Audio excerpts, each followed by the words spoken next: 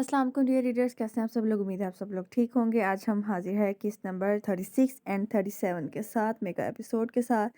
Episode ends होने वाली हैं तो जल्दी से चैनल को सब्सक्राइब कर दें। पूरी वीडियो में मैं नहीं बोलूँगी कि आज मेरा गला शदीद ख़राब है। तुम चले क्यों नहीं चाहती हमारी ज़िंदगी से, तुम्हारी वजह से हमारा मगम से छिन गया। हमारे होते हुए खान ने तुमसे शादी रची है। बता मुझे ऐसा क्या जादू किया तुमने हमारे खान पर जो उसे हमारी मोहब्बत नहीं दिखता। यह कि खालाजाद गुलमीने के मुंह पर थप्पड़ मारते हुए बोली, जबकि वो खामोशी से मुंह पर हाथ रखे आंसू बहा रही थी। 2 सालों से यही तो होता आ रहा था उसके साथ। उसकी सास को भी वो पसंद ना थी, मगर वो सिर्फ याहिया की वजह से खामोश थी। लेकिन जब भी उनकी भांजी गुलमीने को कुछ कहती वो मुंह बंद किए बस दिलचस्पी से तमाशा देखती रहती। एक ही तो तुमने बच्चा दिया है खान को, और वो भी बीमार, जिसकी ज़िंदगी का कोई पता नहीं, जो आज है कल नहीं। वो फंकारी थी। ऐसा मत बोलो हमारे बेटे के लिए। गुलमीने तड़प उठी थी जमारे के नाम पर। क्यों क्यों ना बोले हम, बताओ हमें। हम तो चाहता ही है कि तुम्हारा बच्चा मर जाए ताकि खान तुमसे उकता जाए, मुझसे शादी कर ले। देखना ज़्यादा देर तक नहीं टिक पाएगा तुम्हारा और हमारे इस दुनिया में, और ना ही तुम इस घर में। उसने अपनी काली जुबान का जहर उगलते हुए गुलमीने के बाल खींचते हुए कहा तो उस बददुआ पर गुलमीने बुलक कर रो दी। चटाख महर जैसे ही बाहर आई उस लड़की की बात और उसे गुलमीने पर तशद्दुद करते देखा तो महर का उस खुली बदतमीजी पर दिमाग घूम गया, और उसने लम्हे में वहां पहुंचते उसको अपनी तरफ घुमा कर रग के मुंह पर थप्पड़ दे मारा कि उस लड़की का गाल के साथ साथ दिमाग तक सनसना उठा। तमीज़ है तुम में लड़की है नहीं? तुम ऐसे कैसे किसी को भी मुंह भर भर कर बददुआएं दे सकती हो? क्या माँ बाप ने तमीज़ नहीं सिखाई तुम्हें? बजाय अपना घर कहीं और बसाना के किसी की अच्छी बसी हुई ज़िंदगी उजाड़ रही हो। तुफ है तुम पर। महर के धारने पर वो डर कर 2 कदम पीछे हुई थी। पहला थप्पड़ पड़ा था उसके मुंह पर, जिसे याद करते ही उसे गुस्सा आया था। तुम्हारा हिम्मत कैसा हुआ मैं थप्पड़ मारने का? वो तनफन करती उसके करीब आती बोली, इरादा महर के बाल पकड़ने का था। ऐसे चट्टा उसने बड़े मज़े से एक और थप्पड़ दे मारा था इस लड़की के मुंह पर, जिसके 14 तबक रोशन हो चुके थे। तुम? उसने गुस्से से कुछ बोलना चाहा। हाँ मैं। बोलो अब क्या करोगी? मुझे भी इसकी तरह हाथ लगाने की कोशिश करोगी? ये भी करके देख लो। हाथ तोड़कर तुम्हारे एक हाथ से महरूम ना कर दिया तो फिर कहना। हिम्मत कैसे हुई तुम्हारी ज़मारे को वो सब कहने की? अगर आइंदा मैंने तुम्हें यहाँ गुलमीने के करीब फटकते भी देखा तो तुम्हें यहाँ से गुम करने में ताख़ीर नहीं करूंगी मैं। महर ने उसे पीछे धक्का देते हुए कहा। जैसे ही याहिया और उस लड़की का भाई यानी याहिया का कज़न अंदर आया तो उस लड़की ने ऊंची ऊंची रोना शुरू कर दिया। लाले लाले, इस लड़की ने हम पर हाथ उठाया। तुम्हारी बहन पर इसे जिंदा मत छोड़ना, उस लड़के ने अपनी भाई बहादुर खान से कहा तो उसका भाई गुस्से से अपनी बहन का सुर्ख चेहरा देखने लगा और फिर तनफन करता महर की तरफ गया जिसकी बैक साइड थी उसकी तरफ। ए लड़की, हमारी बहन, हमारे घर की लड़की को हाथ लगाने का अंजाम जानती हो? उसने महर के पास जाते गुर्रा कर कहा तो महर ने जब से मुठ्ठियां भींची और गुस्से से पलटी कि बहादुर खान उसे देख दंग रह गया। तुम? अब ये बहादुर खान की कौन सी एंट्री हो गई है? नहीं, जल्दी से गेस करें कि कौन होगा ये बहादुर खान। रेहान और रेहान की हालत बहुत बिगड़ चुकी थी। महर के जाने के बाद से वो दुबले पतले होकर रह गए थे, ना खाने की होश ना पीने की, बल्कि उनकी आंखों के गिर्द उनके देर रात जागने की निशानदेही कर रहे थे। वो रोज़ बुआ से पूछते कि महर कब आएगी, मगर बुआ के पास कोई जवाब होता तो वो देती ना। बुआ मामा कब आएंगी? क्या उन्हें हमारी याद नहीं आती? अयान ने उदास लहजे में कहा तो बुआ का दिल कट कर रह गया। अयान ने महर के जाने का सबसे ज़्यादा असर लिया था। मामा जल्द मिल जाएंगे अयान, बस तुम अल्लाह से दुआ करो। रेहान जो खुद भी गमज़दा था अपने भाई को दिलासा देते हुए बोला। अभी वो दोनों यही बात कर रहे थे जब उनकी टैब ब्लिंक होने लगा। दोनों ने हैरत से एक दूसरे को देखा। भला इतनी रात को अननोन नंबर से किसका फ़ोन था? रेहान ने वीडियो कॉल अटेंड की तो सामने 5 माह पहले वाले बच्चे से मुलाकात याद आई। तो तुम्हें हमारा नंबर कहाँ से मिला? रेहान ने हैरत से पूछा, जबकि अयान भी सर घुसाकर टैब में देखने लगा। वो छोड़ो, तुम बताओ तुम लोग कैसे हो? जमारे के मज़े से पूछने पर रेहान अयान ने एक दूसरे को देखा। हम ठीक हैं, तुम कैसे हो? वो दोनों इकट्ठे बोले तो ज़ुमारे हंस दिया। हम तुम सबसे ज़्यादा मज़े में हैं। मतलब? दोनों ने नासमझी से पूछा। ओमाड़ा देखो, क्या तुम्हारा मामा घर से गायब होकर कहीं चला गया है? ज़बारे ने मज़े से कहा तो दोनों फटी आंखों से उसे देखने लगे। हाँ, मगर तुम्हें कैसे पता? रेहान ने मशकूक लहजे में कहा। हमको ही तो सब पता है। तुम साफ लफ्ज़ों में बताओगे कि तुम कहना क्या चाहते हो? रेहान उसे गरक कर बोला तो ज़मारे मुंह बसूर कर रह गया। मतलब ये कि हम जानता है तुम्हारा मामा किधर है, उसने सस्पेंस से भरपूर लहजे में कहा तो वो दोनों हैरत से चीखे। क्या? दोनों के दिल की धड़कनें तेज हुई थीं। यही है ना तुम्हारा मामा, तुम्हारी मामा? जुमारे ने उनको अपनी और महर की तस्वीर दिखाते कहा तो वो दोनों बेताबी से खड़े हुए थे। कहाँ है हमारी मामा? दोनों एक साथ चीखे।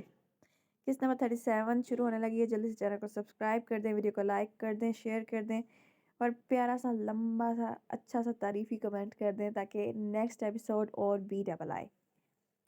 یہی نہ ہو آپ کے ٹھنڈے رسپانس پر ایپیسوڈ ہی نہ آئے. جہاں بہادر خان مہروش کو وہاں دیکھ کر ششتر رہ گیا تھا، ویسے ہی شک مہر کو بھی لگا تھا. اسے آج بھی یاد تھا کہ ہاؤس جاب کے دوران اسے ایک پیشنٹ کو وہاں لایا گیا جس کے بازو پر گولی لگی تھی. یہ سیدھا سیدھا پولیس کیس تھا، مگر اس شخصیت کی دہشت نے سب کو منہ بند کرنے پر مجبور کر دیا تھا اور سونے پہ سہاگا وہ علاج کے لیے کسی کو اپنے پاس بھی نہیں آنے دے رہا تھا. جب مہروش وہاں پہنچی تو ایک بندے کو یوں کھلے عام غنڈہ دیکھ اس کا اصلی غصہ عود کرایا کہ یہاں اتنا شور کیوں مچایا ہوا ہے آپ نے؟ کیا آپ نہیں جانتے کہ یہ ایک ہاسپٹل ہے اور یہاں اور بھی مریض علاج کے لیے آئے ہیں؟ آپ کی وجہ سے رش لگ چکا ہے. برائے مہربانی ایک سائڈ پر ہو کر بیٹھ جائیں یا یہ غنڈہ گردی باہر سڑک پر جا کر کیجیے گا. اس نے تیکھے انداز میں کہا تو بہادر خان اسے چونک کر دیکھنے لگا. جہاں کسی ڈاکٹر کی اس سے ایسے بات کرنے کی ہمت نہیں تھی، وہاں ایک عام سی نئی ڈاکٹر اسے کھری کھری سنا رہی تھی. بہادر خان اس کے ساتھ آئے بندے حیرت سے اپنے مالک کو دیکھ رہے تھے جو چپ چاپ اس لڑکی کی اتنی باتیں سن رہا تھا، ورنہ جو آج تک بہادر خان کے سامنے ان کے بولا تھا وہ اگلے ہی منٹ زمین میں خاک کی طرح ملا دیا جاتا. ہمارا علاج بھی تم ہی کرے گا اور ہمارے بازو سے گولی بھی تم ہی نکالے گا. وہ نہ صرف اس کی باتیں مان کر خاموشی سے سائڈ پر ہو گیا تھا بلکہ اپنے علاج کا بھی اسی سے کہنے لگا تھا. دیکھیے مسٹر، میرا نہیں خیال کہ میں آپ کا علاج اس طرح سے کر پاؤں گی جس طرح سے میرے سینئر ڈاکٹر کرتے ہیں. میں ابھی یہاں نہیں ہوں. مہروش نے اس ٹیڑھی کھوپڑی کو سمجھانا چاہا. ہم نے کہہ دیا تو کہہ دیا، ہم علاج کرائے گا تو تم سے، ورنہ یہاں کسی کا علاج نہیں ہونے دے گا. اس نے ہوا میں ایک فائر کرتے کہا. اس انسان کو اپنی ضد پر اڑا دیکھ ڈاکٹر مہروش کو اپنے ساتھ آنے کی منت کی.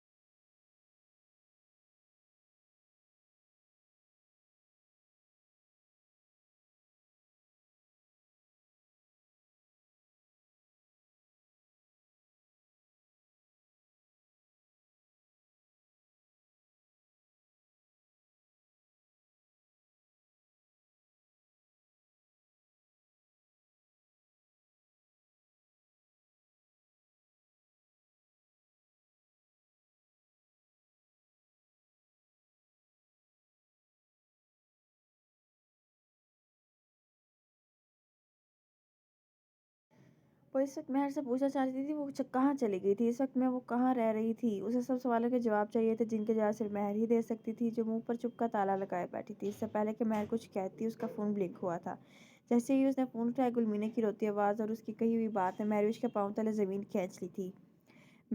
مہر جلدی گھر آ جا، اس زمانے کو پتہ نہیں کیا ہو گیا ہے. وہ سانس نہیں لے رہا، اس کی دھڑکن نہیں چل رہی، وہ آگے سے کچھ نہیں بول رہا. میں کیا کروں، مجھے بتاؤ، وہ روتے ہوئے چیخ رہی تھی.